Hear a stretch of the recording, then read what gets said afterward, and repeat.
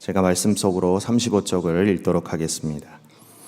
빌라도는 예수님을 신문하고 채찍질했습니다. 그리고 십자가에 못 박기를 원하는 유대인들의 요구를 들어줍니다. 군인들은 예수님을 십자가에 못 박았고 빌라도는 그 위에 나사렛 예수 유대인의 왕이란 패를 붙였습니다. 예수님의 영혼이 떠나가시자 군인들은 창으로 옆구리를 찔러 흐르는 피와 물을 보고 죽음을 확인했습니다. 아리마대 사람 요셉은 예수님의 시신을 장례치를 수 있도록 빌라도에게 허락을 받아냅니다. 결국 니고데모와 함께 유대인의 장례법대로 준비하여 예수님을 새 무덤에 잘 안치하였습니다. 자, 오늘 우리가 읽은 요한복음 19장 말씀은 18장부터 이어지는 빌라도의 신문, 예수님을 향한 신문과 그리고 예수님이 십자가 지시고 못 박혀 돌아가신 것, 그리고 무덤에 안치되는 내용까지가 19장에 잘 기록이 되어 있습니다. 오늘 이 19장의 내용을 가지고 우리 한 두 가지 정도로 기도 제목을 나누면서 우리 서로의 은혜를 나누도록 하겠습니다. 첫 번째 우리가 은혜 나눌 내용은 우리의 삶이 항상 진리로 말미암는 삶을 살아가게 하여 주옵소서라고 이렇게 은혜 나누고 기도하기를 원합니다.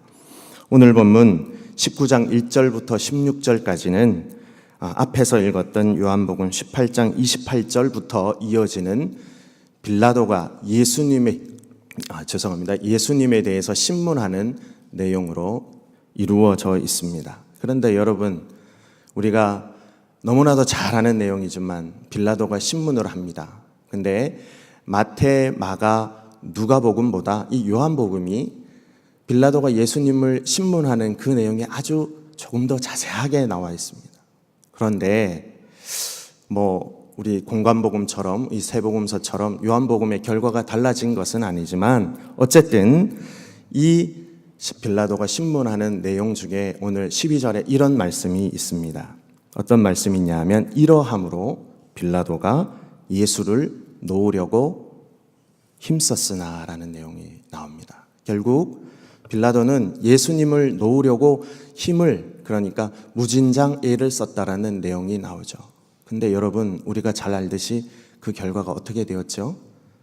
빌라도는 예수님을 십자가에 못 박도록 내어주는 사람이 되었습니다. 우리 16절 한번 읽어보겠습니다. 오늘 말씀 16절을 읽어보겠습니다. 시작. 이에 예수를 십자가에 못 박도록 그들에게 넘겨주니라. 애는 썼지만 어떻게 돼요? 빌라도는 예수님을 십자가에 못 박는 장본인이 된 셈이 되는 거죠. 자, 여러분, 왜 빌라도가 이런 결정을 했을까라는 생각을 해보시면 우리가 잘 아는 대로 자기 자신이 유대 총독으로서 그 지역을 다스리기 위해서 권세가 꺾일까 봐. 당연하죠. 인간의 생각으로 자신의 생각, 그러니까 이익을 위해서 이런 결정을 내렸다는 것을 우리는 너무나도 잘 알고 있습니다. 그런데 여러분들이 만약 빌라도였다면, 여러분들이 지금 예수님을 신문하고 있다면 여러분들은 어떠한 결정을 내리겠습니까?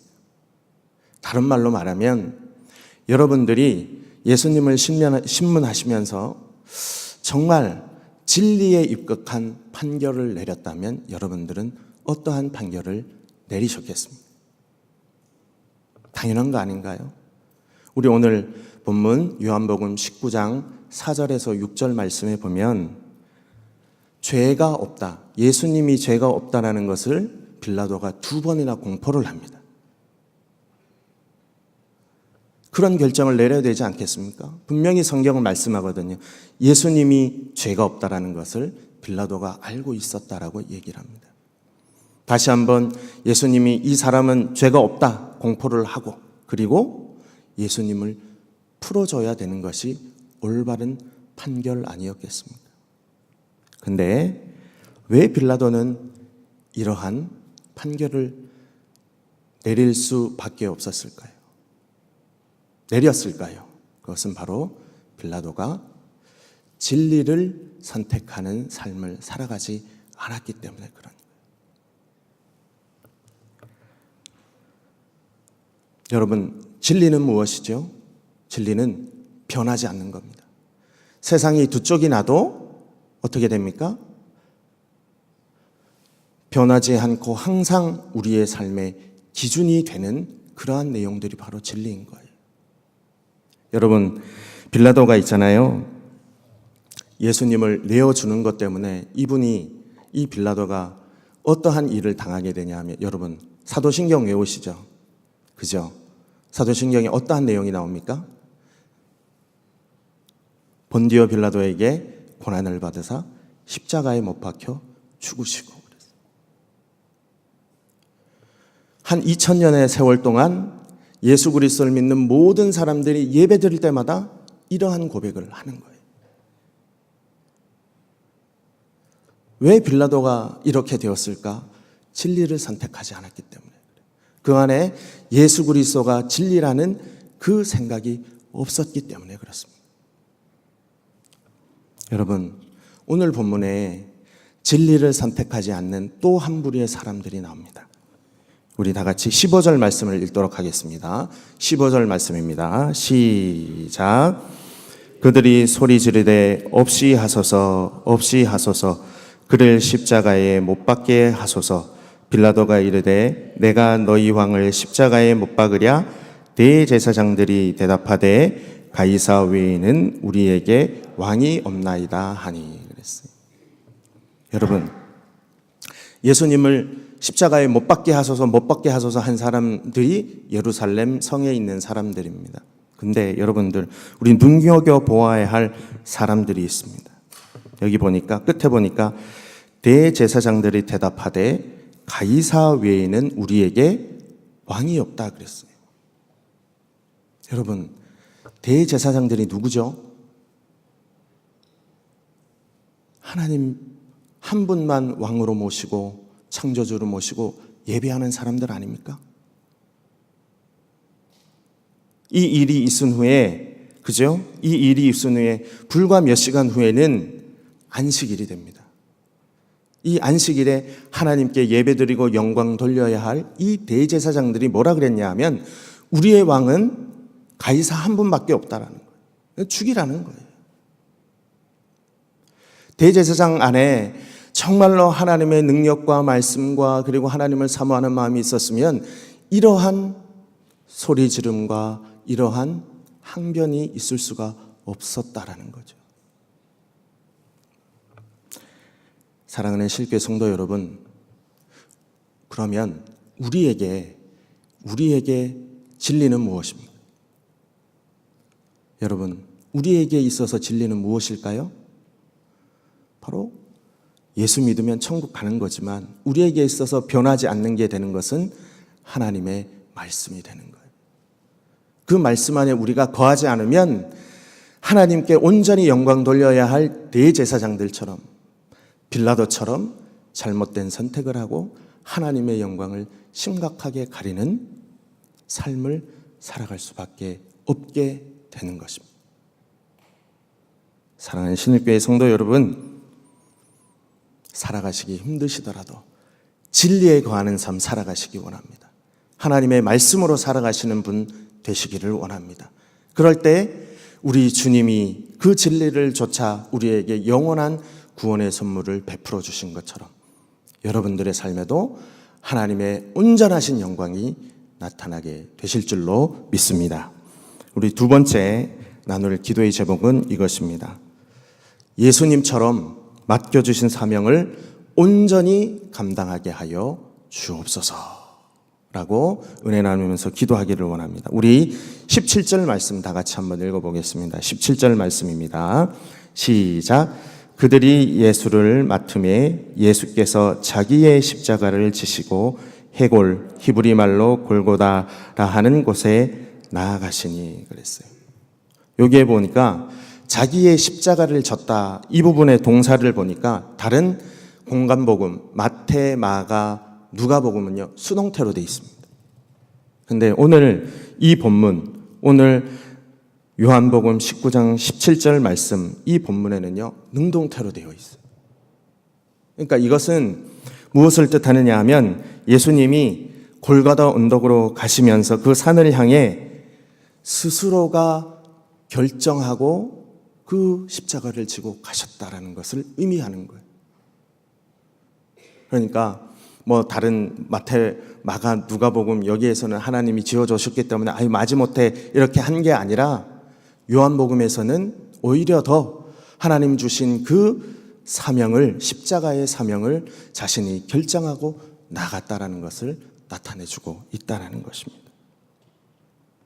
그래서 이사야서 53장 7절에 이런 모습을, 예수님의 이러한 모습을 기록하고 있습니다. 마치 도수장으로 끌려가는 어린 양처럼 곤욕을 당하면서도 그 입을 열지 않았다라는 거예요.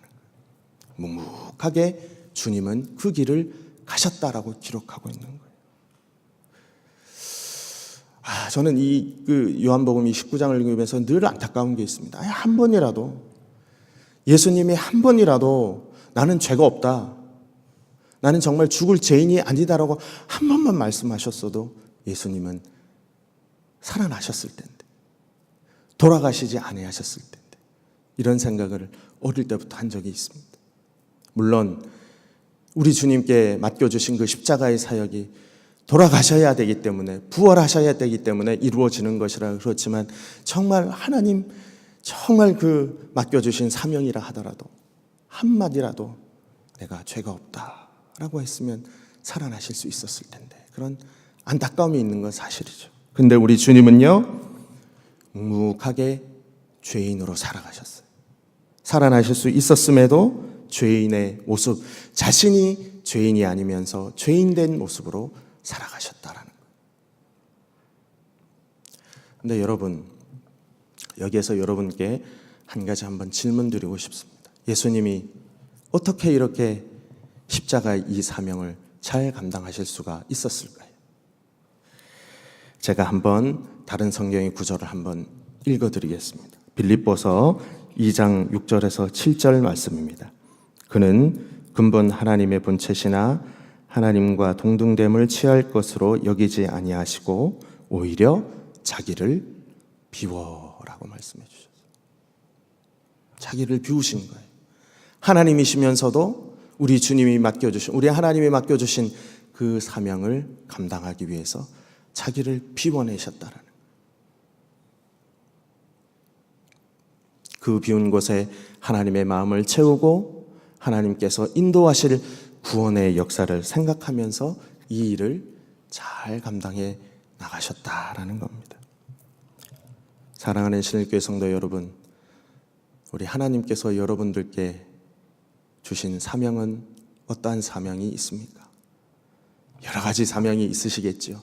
우리 모두는 다 우리 주를 알지 못하는 사람들에게 복음을 전파해야 할 사명도 있습니다.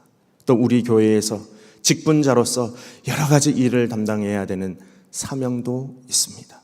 그리고 가정에서 가정의 선교사로서 여러 가지 일을 맡아야 하는 그러한 사명을 감당해야 될 여러분들입니다.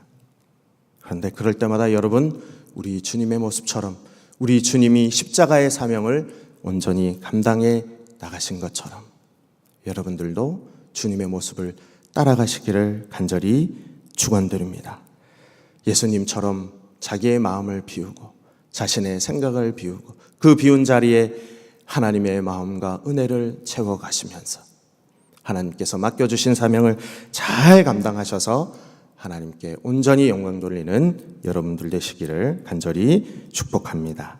오늘 주신 말씀 기억하면서 우리 기도 제목 나누도록 하겠습니다. 첫 번째로, 우리의 삶이 항상 진리로 말미암는 삶을 살게 해 주셔서 죄악의 길이 아닌 복된 길을 가도록 인도해 주옵소서. 두 번째로, 우리 주님의 모습대로 자신을 비우고 하나님의 마음으로 십자가의 길을 가신 것처럼 우리도 우리의 생각을 내려놓고 하나님의 마음을 채우고 그리고 하나님의 역사를 온전히 감당하는, 사명을 감당하는 삶을 살 수 있게 해 주옵소서. 그리고 마지막으로 내일부터 시작될 라오스 청년부 단기 선교 팀을 위해서 그곳에 계신 하나님의 역사를 만날 수 있게 해달라고 이 시간 한 목소리로 기도하겠습니다.